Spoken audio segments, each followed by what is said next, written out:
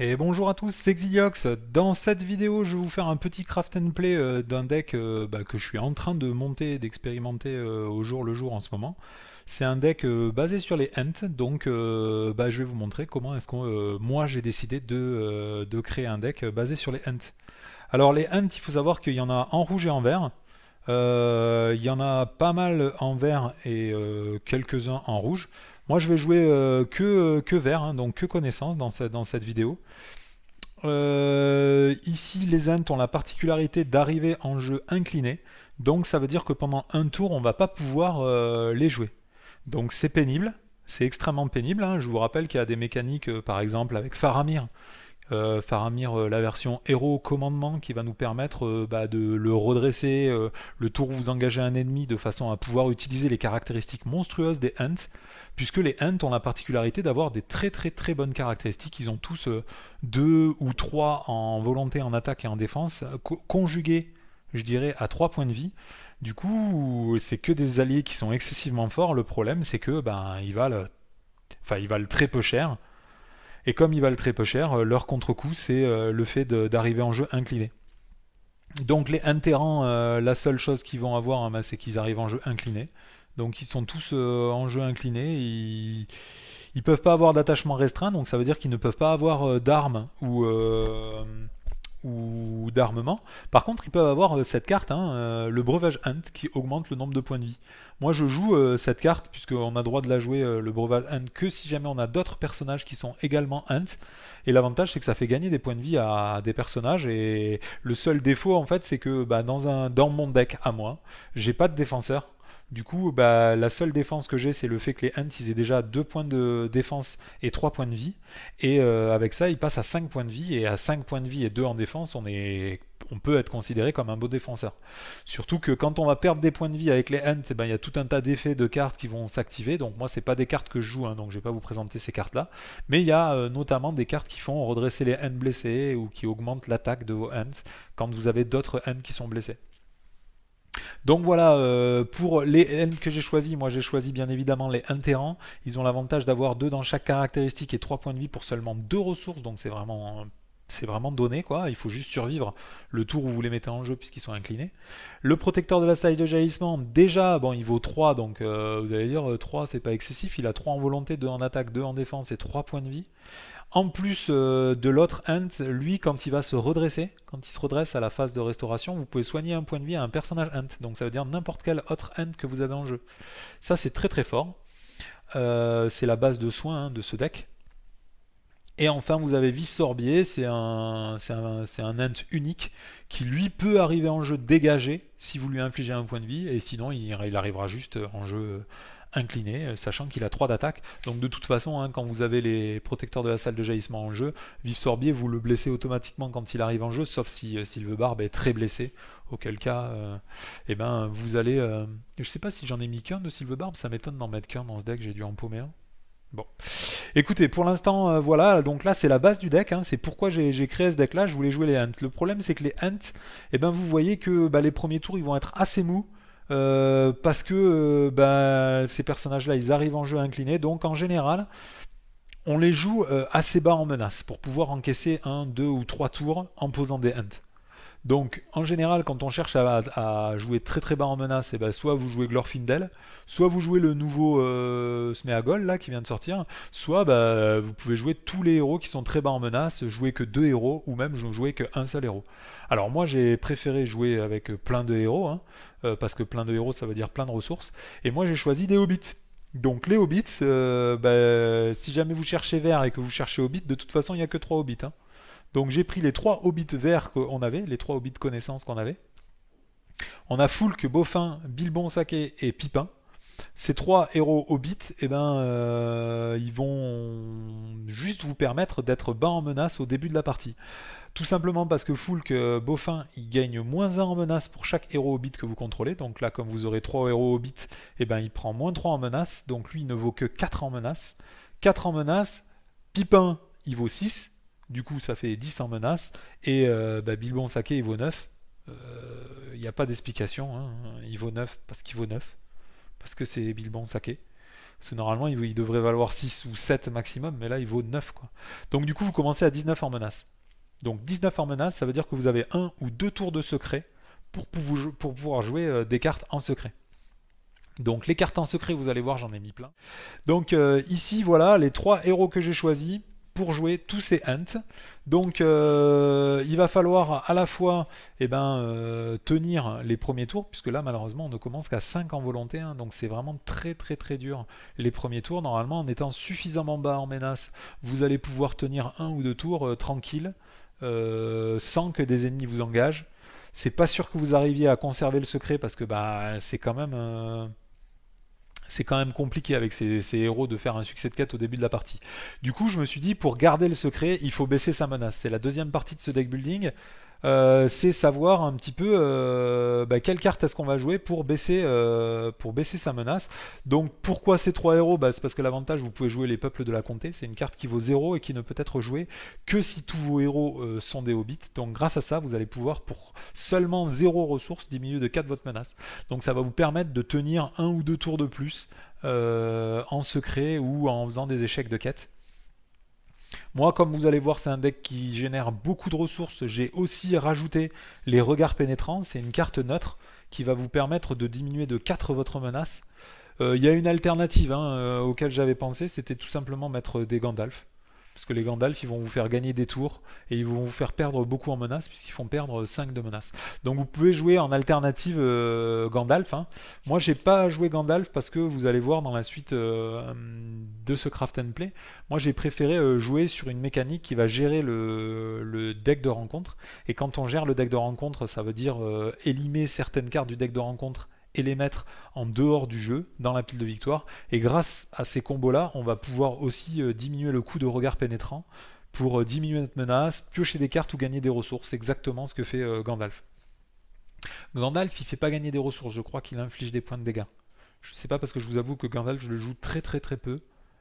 Et après, j'ai mis une clairière des hommes des bois, ça fait diminuer la menace quand vous explorez un lieu. Donc toutes ces cartes-là, elles peuvent vous coûter jusqu'à 0 et elles peuvent vous maintenir en secret un certain temps. Du coup, ça va être les cartes qui vont nous permettre de rester en secret. C'est cette carte-là, diminuer notre menace en permanence pour rester en secret. Troisième partie du deck building, c'est quitte à être en secret, autant en profiter pour jouer des cartes qui vont générer des ressources grâce au fait d'être en secret. Donc vous avez le débrouillard, c'est un attachement. Tant que vous êtes en secret, il ne coûte que 1. Et l'avantage, c'est que dès le tour prochain, il vous générera une ressource, puisqu'à tous les tours, le héros auquel il est attaché, cet attachement, il génère une ressource de plus. Ici, vous avez la broche violacée. La broche violacée, son objectif, ça va être de jouer tous les événements qu'il y a dans le deck. Tant que vous êtes en secret, vous les payerez 1 de moins. Donc vous pouvez mettre plein d'autres cartes à la place de cette carte là, mais moi je vous avoue que c'est une carte auquel je suis attaché.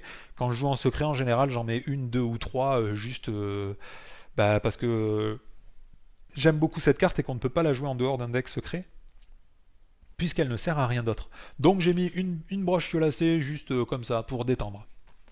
Quatrième partie de ce craft and play, c'est les cartes qui vont nous permettre d'agir sur le deck de rencontre. Quand vous jouez ici très très bas en menace avec très très peu de volonté, ce que vous voulez c'est tout le temps en permanence savoir qu'est-ce qui va arriver au-dessus du deck de rencontre. Donc vous avez un petit peu des cartes qui nous permettent de savoir directement. Bien évidemment vous avez Enamart, tous les tours elle va vous permettre de regarder la carte qui vient au-dessus du deck. Ça nous permet de scouter tous les tours. Vous avez aussi les guetteurs de l'Ithilien. Tant que vous êtes en secret, ils vont vous coûter que 1. Et ils vont vous permettre de regarder la première carte du deck dès le premier tour. Comme ça, donc, vous regardez en permanence la carte, enfin, en permanence le tour où vous regardez, déjà vous savez quelle carte il va y avoir au renforcement. Et l'avantage, c'est que si c'est un ennemi, vous pouvez virer cet ennemi. Donc ça, c'est très intéressant aussi. A noter aussi, pour passer le premier tour, vous avez risqué la lumière, qui est très fort, parce que c'est secret 3, donc ça veut dire que dans le premier tour, il va être gratuit. Vous pouvez regarder les 3 cartes du dessus du deck, rencontre. Vous en prenez une et vous la mettez au-dessus du deck de rencontre, donc généralement ça va être les ennemis. Ou sinon, vous pouvez mettre l'ennemi au-dessus pour l'enlever avec un guetteur de l'Ithilien. Et puis retirer une autre carte, du coup ça vous permet d'enlever normalement pas mal de cartes. Et en plus vous pouvez trier les autres cartes dans l'ordre que vous voulez. Donc si jamais vous voulez vous assurer pendant un combat que la carte de renforcement elle soit plus faible, ou tout simplement pendant un ou deux tours d'être tranquille sans ennemis qui vous attaquent, ou tout simplement en connaissant exactement la menace qu'il va y avoir dans la zone de cheminement, risquer la lumière ça sert à ça. Après, qu'est-ce qu'on a comme carte? Eh ben, on a cette carte-là, hein, bien évidemment, une ombre du passé. C'est une carte, un événement neutre, hein, donc vous ne pourrez pas le comboter avec la broche violacée, puisque malheureusement, la broche violacée, c'est uniquement de la sphère d'influence du héros auquel elle est attachée, donc malheureusement, ça ne va pas marcher avec cette carte. Mais cette carte, elle vaut le coup parce que vous prenez la dernière carte de la défausse, et vous la mettez de la défausse du deck de rencontre, et vous la mettez au-dessus du deck de rencontre. Donc c'est une carte qu'on va utiliser pour plein d'effets différents. Déjà d'une, ça va nous permettre de rejouer éventuellement une carte positive, ce qui est assez rare, mais il y a quand même quelques cartes positives dans le jeu. Donc c'est très sympa d'avoir un nombre du passé pour pouvoir rejouer des cartes positives du deck de rencontre, notamment les lieux, vous savez, qui font soigner vos héros, qui vous font gagner des ressources, qui vous font piocher des cartes. Ça c'est des trucs qui sont très cool, ou tout simplement remettre des lieux quand vous avez trop d'ennemis, ou des ennemis quand vous pouvez les gérer et que vous avez trop de lieux. Ça va être le premier effet. Le deuxième effet, ça va être euh, de mettre une carte qui n'a pas d'effet d'ombre au-dessus du deck de rencontre pour la mettre en effet d'ombre dans un ennemi qui est engagé au combat avec vous, pour avoir un effet de combat safe. Donc ça c'est cool aussi. Et après le dernier effet auquel il faut penser quand même, c'est avec toutes les cartes rencontres qu'on a. Donc on a l'appel du rôdeur, on a le vol d'Elwing, je crois, et la troisième carte, c'est le truc avec les aigles, là, je crois que c'est l'appel des aigles. Ces trois cartes, elles nous permettent de mettre des cartes dans le deck de rencontre. Le problème avec ces cartes qu'on met dans le deck de rencontre, c'est que si elles sont défaussées en effet d'ombre ou par un effet du scénario, les cartes elles sont perdues. Sauf si elles sont au-dessus de la pile de défausse, avec ombre de passé, vous pouvez le remettre au-dessus du deck de rencontre, et dès le prochain renforcement, vous récupérez votre carte. Donc ça peut être un rôdeur ultra puissant, un aigle, ou le vol d'Elwing, il vous permet de redresser toutes les cartes que vous avez mis dans le comment on appelle ça, dans la quête, tous les alliés et les héros que vous avez mis dans la quête, ça vous permet de les redresser, ou tout simplement quand elle est en effet d'ombre, ça vous permet de les redresser. Donc cette carte, elle est vraiment très très très forte, notamment dans un des prochains paquets, là, il va sortir un Tom Bombadil, donc ce sera le même effet, hein. L'objectif, ce sera d'utiliser cette carte pour récupérer Tom Bombadil, parce que sinon, les cartes, malheureusement, avec des effets rencontres, elles sont vraiment très très faibles. Au-delà de ça, j'ai mis quand même un Firial, parce que Firial c'est la meilleure carte de scouting qui existe, parce que si la carte qui est au-dessus au moment où vous engagez Firial ne vous plaît pas, vous pouvez la dégager. Alors le problème de Firial, c'est qu'elle coûte extrêmement cher, mais normalement avec les débrouillards on devrait s'arranger pour ne pas trop payer cher cette Firial, ou au moins la payer assez rapidement dans la partie. Ensuite je mets toujours en exploration, malheureusement cette carte est limitée à une par deck, hein, sinon j'en mettrai 3. C'est complètement le même effet que les autres. L'avantage c'est que ça va nous permettre de végéter dans la phase 1 du scénario en allant toujours sur cette quête annexe, de façon à rester très longtemps au tout début de la partie dans les premières étapes de scénario qui sont en général pas trop sévères, de façon à gagner du temps pour se mettre en place. Et en plus si jamais vous arrivez à explorer ce lieu, ça vous permet de faire un scouting sur 5 cartes, et vous virez carrément une carte que vous mettez en pile de victoire, et les autres vous les mettez dans l'ordre que vous voulez, hein. Cette carte c'est vraiment trop trop fort, hein. Et après moi il y a cette carte que j'aime beaucoup depuis très longtemps, notamment parce que c'est une Magali Villeneuve, hein, c'est Hors de la Nature, c'est une carte secret 2, donc dans les premiers tours de la partie vous allez pouvoir la jouer assez tôt. Vous prenez les 5 premières cartes du deck de rencontre, vous en prenez une et vous la mettez en pile de victoire. Ça va nous permettre de diminuer le coût de regard pénétrant. Et au passage, vous allez virer une carte que vous ne voulez pas voir durant votre partie de la partie. Donc c'est une carte qui est beaucoup sous-estimée, parce qu'on dit ouais, des cartes du deck de rencontre, il y en a souvent une quarantaine, donc ça sert à rien de virer une seule carte. Sauf qu'en fait, quand vous jouez cette carte 2, 3, 4, 5, 6, 7, 8, 10 fois, quand vous allez jouer 10 fois cette carte, vous allez voir que virer 10 cartes du deck de rencontre, quand vous jouez en multi par exemple, ça vous permet d'éliminer vraiment des très très grosses cartes des scénarios. Moi quand je joue en multi, cette carte elle est vraiment excessivement forte, notamment parce qu'on va essayer dans ce deck de rejouer ces événements, puisque vous voyez qu'on commence à déjà avoir pas mal d'événements, et vous allez voir, il y en a encore plus. Voilà, ça c'était la partie un petit peu scout, c'est-à-dire regarder le deck de rencontre et voir un petit peu ce qui arrive. Cinquième partie de ce craft and play, eh ben moi vous savez j'aime beaucoup piocher, la sphère verte c'est la meilleure pour piocher, du coup vous avez les meilleures cartes de pioche du jeu. Dans cette sphère, vous avez bien évidemment les conseils du Mitrandir, ça vous permet de piocher une carte pour chaque héros connaissance que vous avez, donc potentiellement eh ben, ça vous fait piocher 3 cartes. Pour seulement une ressource, et si vous avez la broche violacée, ça vous fait piocher 3 cartes pour 0 ressources, hein. Donc ça c'est assez fort. Moi j'ai mis des MP pour penser parce que malheureusement bah, je suis parti du constat que Bilbon je m'en sers absolument pour rien, jamais. Parce qu'il a des stats qui sont assez mal répartis, même son 2 en défense est inutilisable parce qu'il n'a que 2 points de vie, donc vous ne vous en servirez jamais pour défendre.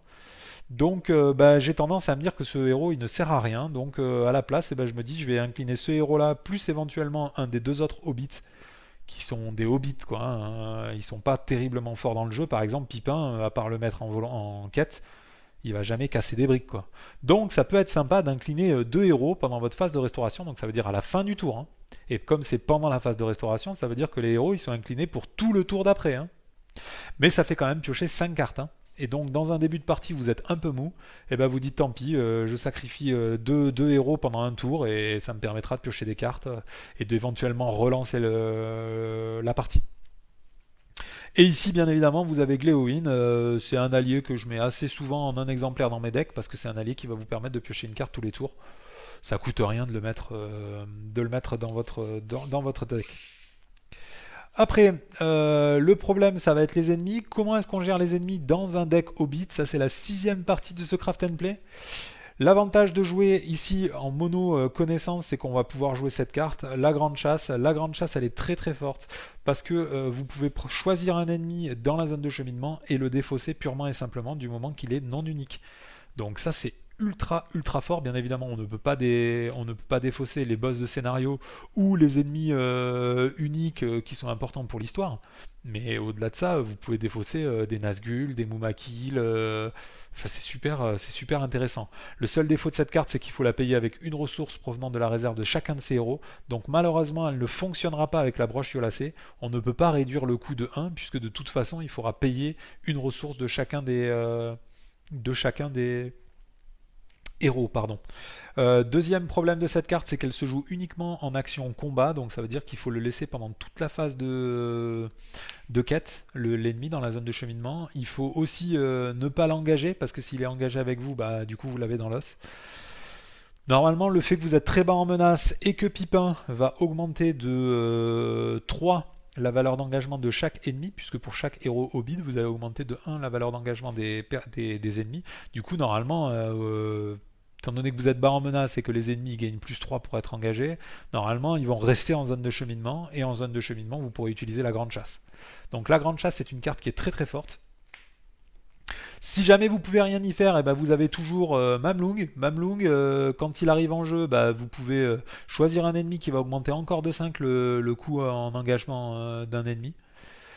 Ensuite, vous pouvez soit le renvoyer, s'il est déjà engagé avec vous, vous pouvez le renvoyer dans la zone de cheminement. Du coup, ça veut dire que pendant votre tour, vous avez une plus grande probabilité qu'il soit toujours bloqué en zone de cheminement et du coup, vous pourrez faire la grande chasse. Soit s'il est en zone de cheminement au moment de la quête et que vous voulez la passer, vous pouvez engager l'ennemi pour pouvoir faire un succès de quête, par exemple, dans un rush final. Mamlung, ça peut être une alternative très intéressante pour gérer les ennemis. Et après, vous avez Gaffer Gamgee, hein. Pardon, c'est Amfast Gamgee en français. C'est un allié Hobbit hein, qui est très sympa parce qu'il vous permet, du moment que l'ennemi auquel vous êtes engagé, il a un coût en engagement qui est supérieur à votre valeur de menace, et ben vous pouvez toujours, comment on dit, vous pouvez toujours l'activer pardon pour défausser, non pour éviter que cet ennemi attaque. Donc ça c'est 3 manières de gérer les ennemis. Si vraiment vous êtes bloqué, ça va bien vous aider. Alors après, vous avez vu qu'il y a énormément d'événements dans ce deck, donc du coup, on va jouer des parchemins d'Isildur pour pouvoir les rejouer. Le parchemin d'Isildur, c'est un attachement qui coûte 4 et qui va coûter 1 de moins pour chaque personnage Pardon, excusez-moi, je viens de me rendre compte que je suis très en retard pour un rendez-vous, il faut que je me dépêche. Donc ici, ces attachements, ils vont coûter 1 de moins pour chaque héros connaissance que vous avez, donc il va coûter que 1, et ça vous permettra de rejouer des événements de votre pile de défausse. Donc on a vu ici passer pas mal d'événements. Vous avez les événements pour gérer les ennemis, vous avez les événements pour trier le deck de rencontre. C'est comme ça que notamment vous allez pouvoir jouer des tonnes et des tonnes de fois hors de la nature. Vous allez pouvoir rejouer les conseils de Mitrandir pour piocher des tonnes et des tonnes de cartes. Et après les autres, ceux-là, faites attention, vous n'avez pas le droit de les jouer puisqu'ils sont pas connaissances. Hein. On n'a pas le droit de jouer des événements neutres avec Parchemin d'Isildur. Donc les Parchemins d'Isildur, ça va nous permettre de récupérer plein de fois les événements. N'oubliez pas qu'en plus, l'événement, une fois que vous l'avez joué, vous le remettez en dessous de votre pioche. Vous ne le remettez pas dans votre défausse. Donc ça veut dire que vous allez pouvoir le jouer une troisième fois. Donc chacun de ces parchemins d'Isildur, il nous permet de jouer 2 événements de plus en quelque sorte, notamment depuis la défausse. Donc au moment où il nous faut un truc, il nous faut piocher des cartes, il nous faut gérer un ennemi, on joue le parchemin d'Isildur. Et quand le parchemin d'Isildur il est dans notre défausse, derrière on joue un forgeron d'Erebor pour récupérer les parchemins d'Isildur, les rejouer et rejouer les événements. Donc ça nous permet de faire beaucoup de récursions. Si vous voulez en faire vraiment beaucoup de récursions, vous pouvez mettre 3 forgerons d'Erebor. Le problème c'est que moi je joue en solo et que on n'a pas forcément le temps de faire énormément de récursions, donc un seul parchemin, un seul forgeron, je pense que ça suffit. Ensuite, qu'est-ce qu'il me reste? Eh ben, il me restait quelques cartes dans mon deck à mettre. J'ai mis les explorateurs de la forêt noire parce que j'ai du mal à les jouer tout simplement parce qu'ils valent 3 ressources connaissances et c'est très dur d'avoir 3 ressources connaissances. Donc là, du coup, vous les avez dans ce deck, vous pouvez les jouer. L'avantage, c'est qu'ils ont beaucoup en volonté, ils vont vous permettre de gérer des lieux dans la zone de cheminement, donc ça c'est pas mal. Et après, j'ai mis un nœud serré juste pour pouvoir redresser les hobbits à cause de Ampé pour penser. Voilà cette carte-là qui va vous incliner un hobbit pendant votre phase de restauration. Du coup, vous perdez votre hobbit pendant tout votre tour. L'avantage, c'est qu'avec un nœud serré, vous pouvez redresser votre hobbit et quelque part, vous ne pourrez vous servir que d'une seule fois votre hobbit, mais c'est pas super grave. A noter quand même que Foulque Beaufin a 2 en volonté et 2 en attaque, même si c'est ridicule dans les 3 quarts des scénarios. Sachez que pour un deck hobbit, avoir 2 en attaque, c'est vraiment super fort. Donc, pensez à mettre le nœud serré sur Foulque Beaufin de façon à pouvoir vous en servir 2 fois pendant le tour. Voilà, on est déjà arrivé au terme de ce craft and play. Vous avez vos 50 cartes. Je vais faire une petite partie d'illustration puisque là je suis en train de reprendre la campagne. À noter quand même la réserve parce qu'il y a quand même beaucoup de combos auxquels j'ai pas parlé. Quand vous jouez dans la campagne, déjà vous pouvez jouer cette carte là. Elle est où cette carte? Dans la campagne par exemple, quand vous jouez un deck Hobbit, vous avez très souvent Frodon Saké. Frodon Saké c'est un héros Hobbit. Du coup avec Foulque Beaufin, vous perdez encore un en menace dès la mise en place. Ça, il faut y penser. Et après, la deuxième carte qu'il fallait impérativement que je vous montre, c'est celle-ci. Intuition de Frodon. Pendant la campagne, vous pourrez utiliser les ressources de soit Frodon, soit Aragorn. Pour jouer cette carte, ça vous permet de gagner +1 en volonté jusqu'à la fin du tour avec chacun de vos héros hobbits, donc tous les hobbits. Et en plus, vous pouvez piocher une carte pour chaque héros hobbit que vous contrôlez. C'est une des rares fois où vous pourrez jouer cette carte, hein, donc profitez-en. Bon, je vais pas vous donner plus ce conseil parce que moi-même je ne la joue pas, même quand je joue ce deck-là en mode campagne. Mais si vous voulez, c'est quand même une bonne carte. Hein. Toutes les cartes de la réserve, moi j'avais pensé à jouer Frodon parce que Frodon c'est fort. Ça fait piocher des cartes, ça fait diminuer la menace, ça inflige des dégâts aux ennemis et ça vous permet d'avoir un bon tank, un bon keter très vite. Pensez à mettre Gandalf si vous avez des difficultés particulières pour gérer certains scénarios. Pensez aussi éventuellement à mettre un Gandalf, mais sa version 2, parce que vous allez voir que vous allez tomber très bas en menace durant les parties. Avoir un Gandalf 2, c'est cool, parce que d'un coup, vous avez un très gros allié qui ne s'incline pas pour aller en quête. Son seul défaut, c'est qu'il va nous coûter 2 en menace à chaque tour. Moi, il y a certaines parties, je termine à moins de 10 en menace, on s'en fout, même si on garde 4 tours Gandalf, ça fait 8 en menace, c'est pas très grave quoi. Donc pensez à ces 2 versions de Gandalf dans ce deck là, en fonction de la façon dont vous jouez, c'est très fort. Pensez aux chansons à boire aussi, si vous avez des mains pourries, ça vous permet de recycler les cartes de votre main. Les conseils de Gildor, quand vous jouez en multi, c'est très sympa de diminuer le nombre de cartes que vous allez mettre en renfort à chaque tour, surtout qu'avec les parchemins d'Isildur, vous pourrez rejouer ces cartes. N'oubliez pas de mettre du soin, hein. Yoret et l'intendant des maisons de guérison sont les 2 meilleures cartes de soin du jeu, autant en abuser et en être bien conscient. Alors ces cartes là je les ai déjà présentées. Après, il y a quand même une combo. Ah, il est là, mon deuxième Sylvebarbe. Je savais que j'avais perdu un Sylvebarbe. Voilà, il était dans la réserve. Et après, il y a une combo qui est quand même très intéressante à connaître. C'est une fois que vous allez avoir. Bon, je vais virer tout ça. Vous avez compris les sides, tout ce que vous pouvez mettre en réserve dans ce jeu. Une fois que vous allez avoir quitté le secret, les débrouillards ici vaudront 4. Du coup, ça va être très difficile de les payer. Et ça va être pareil pour les parchemins d'Isildur. Non, les parchemins d'Isildur, ils coûteront toujours que 3. Mais l'avantage de ces deux cartes, en fait, c'est qu'au moment où vous allez les jouer, elles ne valent que 1. Et du coup, si jamais vous utilisez par exemple une carte comme Troc, vous avez droit de renvoyer ces cartes parce que leur coût est de 4 pour jouer un attachement qui vaut 4. Donc par exemple, vous pouvez renvoyer un parchemin d'Isildur que vous avez payé qu'une seule ressource pour jouer une carte qui vaut 4. Donc éventuellement jouer un débrouillard en dehors des premiers tours du jeu. Donc cette carte troc, elle est vraiment très très forte. Vous pouvez la mettre dans votre deck si jamais vous voulez jouer cette combo. Il y a une deuxième combo à retenir, c'est le Tan de l'épée. En général, ici, on peut renvoyer avec troc soit un parchemin d'Isildur, soit un débrouillard qu'on a payé que 1. On le renvoie dans notre main et après on peut jouer directement le Tan de l'épée qui coûtera donc 0. L'avantage de ça, c'est que dès le début de la partie, vous pouvez jouer un Tan de l'épée, genre au tour 1 ou au tour 2. Sur n'importe quel personnage unique de votre deck, donc ça veut dire qu'il faut mettre des Enamart, il faut mettre des personnages qui sont uniques, genre Firial, vous avez tous ces personnages-là, et ça vous permet d'avoir encore plus de ressources, puisque vous allez voir, toutes les cartes de ce deck-là, elles sont très chères en ressources. Donc le Troc, c'est une carte qui combotte assez bien avec Tan de l'épée, Parchemin d'Isildur et Débrouillard. Alors moi je ne la joue pas dans ce deck, pourquoi Parce que je joue des peuples de la comté. Et les peuples de la comté, il est bien marqué sur cette carte, je ne sais plus où elle est ici. Les peuples de la comté, il y a bien marqué sur cette carte que vous ne pouvez la jouer que si tous les personnages que vous contrôlez, tous les héros que vous contrôlez sont hobbits. Et le problème, c'est que si jamais vous jouez le Tan de l'épée sur un personnage unique qui n'est pas un hobbit, vous ne pouvez plus jouer les peuples de la comté. Donc pour l'instant, je vous avoue que je ne joue pas cette carte.